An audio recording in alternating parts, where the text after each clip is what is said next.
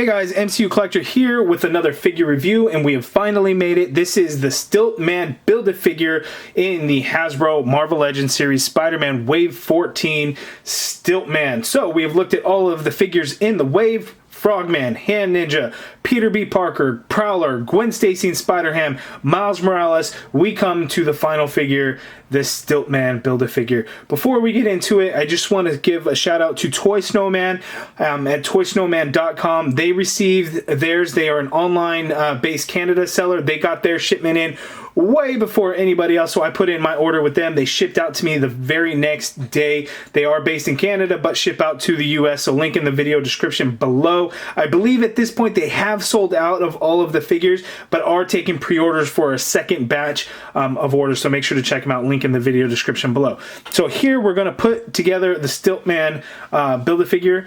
One of the things, and I think Plastic Addict, he hated when I did, I think, the head last or the head first, and I can't remember how he did it. So full disclosure, I tried to do this video once already and I couldn't get the head to pop on while I had that armor piece on there and everything. So this is take two. We'll see how this goes, but I'm actually going to put the head on first because it was a pain in the ass to try and get the head on after I had put that armor onto the torso. So let's start with the head, which I don't think he likes. I don't think he's a fan of it. I think it's supposed to be last, maybe first, I don't remember, but this head is like a pain in the ass to get onto this ball peg, and I can't do it, so I'm gonna have to do a take three. Okay, so take three, I got the head onto the torso piece. That was actually a real pain in the ass. It was very difficult to get on. I should have probably heated it up. It would have made it a little bit easier, but it was hard as hell to get on there, and now because of that I kind of warped the antenna a little bit trying to force it on there. So it is on there extremely tight. That head will never ever fall off.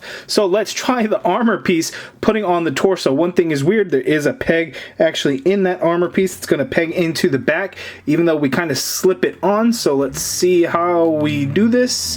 We just push it on into there and then just kind of force that armor piece to go back. Oh, this is just a funky design because now the head's all like warped in there.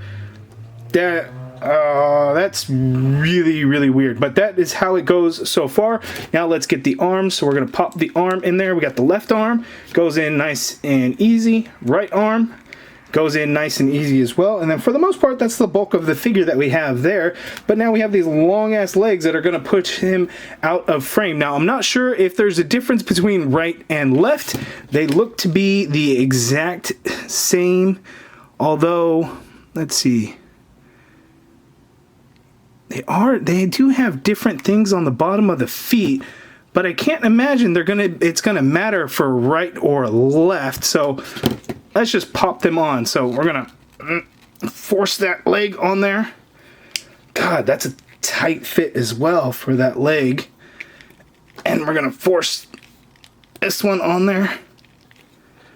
Man, they're making these Build-A-Figures so much more difficult now. And of course we have the stand there and the briefcase there. And there is our Stilt-Man Build-A-Figure, which it is so tall, it's completely out of frame, and I can't even get this guy to stand up. That's why he comes with the stand, folks. Let's put that stand to use.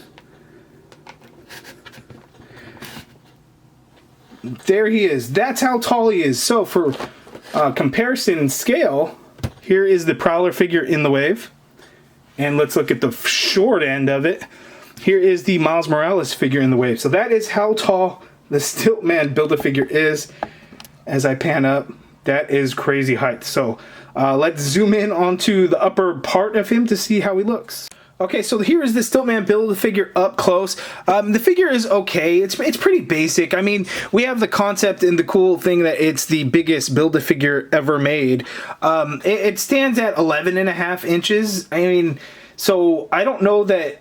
I guess in the Hasbro era, you know, it would be the biggest Build-A-Figure, but the idea is that if you get multiple Hand Ninjas, you can make him taller and taller and taller and taller until he just can't stand anymore, which he already can't stand on his own anyway. You have to use the included stand to get him up there. The legs alone are like 8.5 inches. That's how tall he is. But again, it's a really basic figure. The entire thing is done in that silver metallic plastic. It's not paint. There's no paint whatsoever. The only paint is that little bit of exposed face and the white for his eyes. That is the only paint. Now, that's not a really bad thing. I mean, what else could you really do for this figure? But that's the way it is. Sculpt-wise, it's pretty interesting. This armor piece is kind of a funky design, but it is comic accurate. It's just weird having it in figure form, I think. So it's just something to kind of get used to. The way this armor piece back here and head, it just kind of sits right in front. But what happens is with the antenna, you're just not going to get a whole lot of motion with his head, with it kind of like that. And that's just the design of the character. And that's not, you know, the fault of the figure, because what else could Hasbro have done, right? So it's just kind of interesting. So let's take a closer look at the accessories that he comes with. You know, he has that blaster, those fists, and then the briefcase. You know, what is inside of that briefcase? We shall see. Okay, so we have an extra pair of fists that he comes with. Not a big deal. We have this futuristic pistol. We've seen this released a few different times. This is not anything new. And I think SpiderMan Noir came with the exact same blaster, or came with two of them. Actually, yes, this is the exact same one that SpiderMan Noir came with, but we have the briefcase, and there's something rattling inside of that briefcase. It's just done in this bright-ass brown color with a little gold paint for those lock pieces for the briefcase. So let's open this up and see what is inside. I've seen some pictures on Instagram, so I already know, but some of you guys may not, and I have to figure out how to open it, because I can't seem to figure out how to open it. Hold on. Okay, so we have it open, and there's money in there. So it just sits on there. It's not glued in, so you can move it around if you want. But it's got cash, so there you go. That is what is inside. That's what's rattling around. So Stilt-Man, you know, because he can hold this with his open hands, just left the bank stealing it. Oh, the Build-A-Figure's so big. Boom. There he goes on the run. I think there's actually an image that you can see directly from the comics, one of the panels. He's actually got one briefcase in his left and another briefcase in his right. Unfortunately, we only got the one for the Build-A-Figure, so that would have been really cool if they included two. You know, and he can kind of show him, like, you know, taking off with the briefcase and the money that he just stole. So there we have it.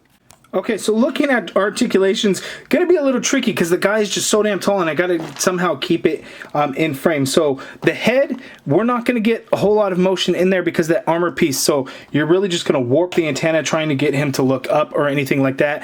And then looking down, his face goes right into that armor. So that's not really gonna work out. You can twist it to the side, but it's kind of tough to kind of grip the head when it's kind of inside that armor piece, but you can do that. The shoulders can go up that high. You get a full rotation. You have an upper bicep swivel, a double jointed elbow that is pinless, so no pins on that elbows. That double elbow only gives you about a 90 degree because you get this gauntlet piece there that's going to hit with the bicep, so that's going to kind of hinder and get in the way. Wrists swivel and they do hinge. We have an ab crunch on this guy, so he can crunch forward that much. He can go back. Can't go back because that armor piece just hits his waist, so that is no good. You have a waist swivel there. His legs go out that far apart. Kicking forward, he can go very high up, if that helps give you an idea of how far forward it can go. So it kind of goes straight out and then up a little bit. Let's see, like so. So that is nice. There is no bend for knees, so that's going to be a problem getting him into some walking positions because the feet are just kind of come to an end. So, you know, the leg separates right there at would be kind of a shin. That's how you extend it to make even longer leg pieces. So this would then just, you know, go into another leg. So if you have multiple hand edges, that's how you're going to do it. So you're going to end up with a lot of extra feet that you're not going to do anything with. And these are the same. So we pop that back in so we can look at the foot articulation. So there's an actual hinge in that foot, but that hinge is basically useless because look, I mean, you get that much out of it, that much out of it, not a whole lot. It's just basically gonna kind of stay flat, so you're not really even going to get any kind of pivot, so it's hard to get him to stand.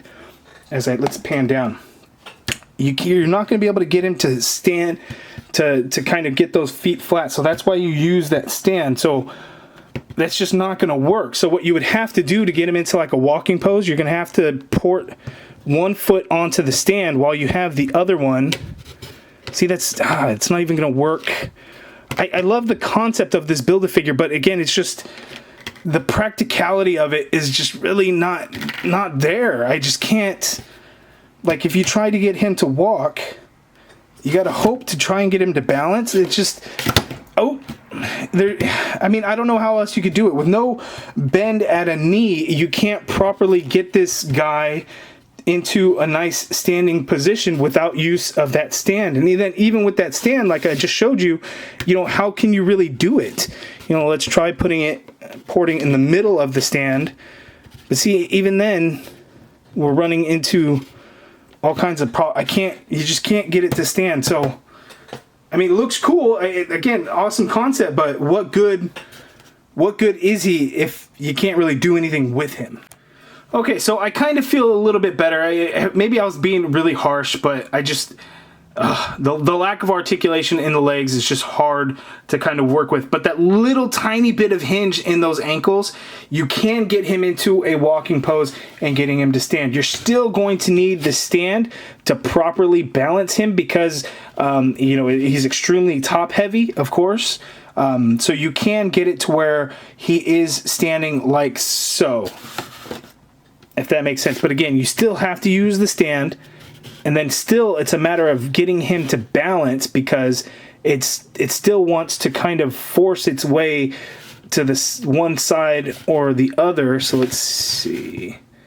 So there we go. Okay, so if we do something like that, yes, you can get him into a walking pose. It's very limited. You're not going to get a whole lot of it more than that. So it's kind of that amount of space in between you can get him to stand. If you try and stretch it out even more, it's just not going to go as flat and it's not going to work. So I was being harsh, so it can be done slightly, only slightly, very, very slightly. Okay, so there is the full effect of how you can get him into that walking pose and how that kind of looks. So that is it, really. That's it. There you go. Okay, so here is the entire wave of the Stilt-Man Build-A-Figure. In my point of view on Build-A-Figure waves in general, the Build-A-Figure should always be the best figure. That's not always the case, and I get that. In my mind, that's what a Build-A-Figure should really strive to be, is the best figure in the wave. But there's going to be a lot of different factors in that. Character selection is going to play a big role. Stilt-Man is cool. It's an awesome concept. It doesn't really work for me personally, but it could be something that you guys would really, really, really like and enjoy. It's just not for me. So if I were to rank the wave with the Build-A-Figure included, I would actually put the Build-A-Figure at dead last. Which I don't think I've ever done for a Build-A-Figure ever before. There's usually a figure in a wave where I'm just like, it just don't really care for it. There's always that one figure, but surprisingly this wave, it's the Build-A-Figure that's that way for me. So it's kind of a weird one. If I'm looking at my favorite in ranking, I'm going to say Miles is my number 1, Peter B. Parker my number 2, Gwen Stacy my number 3, Prowler my number 4, Hand Ninja my number 5, and Frogman my number 6. Frogman is a great figure, so even though it's my number 6, don't mistake that and think it's a bad figure, because it's really not. It's just a very strong wave in my opinion. The movie figures really win it for me because I just absolutely love that movie. I remember seeing it 2 weeks early because, two towns over, one of the theaters were doing like the early preview. So I got to see it like 2 weeks before its wide release, and I absolutely loved it. My kids loved it. Everyone in the theater loved it. It was just a fantastic movie, something that we desperately needed. And dare I say, the best Spider-Man movie ever made? I think so. I'm comfortable in saying that. Far From Home was fantastic. Homecoming, I love. Spider-Man 2 is an absolute classic. But Spider-Man Into the SpiderVerse was just a whole different level. Yeah, it's an animated movie, but it hit everything a movie should, so I really loved it. So those movie figures just kind of hold a little bit of a special place for me, so that's why they rank higher. The Hand Ninja, I thought was going to be the figure that I would hate in the wave. I don't know what it is. At first, seeing it, not having it in hand, I didn't care for it. Having it in hand, seeing the additional points of articulation, I actually really like that figure compared. So yes, that one's number 5, but again, not a bad figure by any means. So it's just how the ranking has to work out, if that makes sense. But you guys let me know down in the comments below, how would you rank the Wave, and what do you think of the Build-A-Figure? I'm not really a fan. It just doesn't work for me. Again, it's cool because it's super tall. I don't think I'm going to get another Hand Ninja to make him even taller, but I could see that, you know, a lot of you guys are going to have so much fun with Stilt-Man, making him super tall and seeing how high you can get him without him falling over. But I think if you put in a second pair of legs, it's going to be extremely difficult to get him to stand, because even with the one pair of legs, it's already kind of tough, and I just don't think that stand is really going to do it in supporting the additional height and how that's going to end up balancing. But you guys let me know in the comments below. If you guys like this video, please do me a favor, hit that thumbs up button, subscribe if you haven't already done so, and as always, thank you for watching.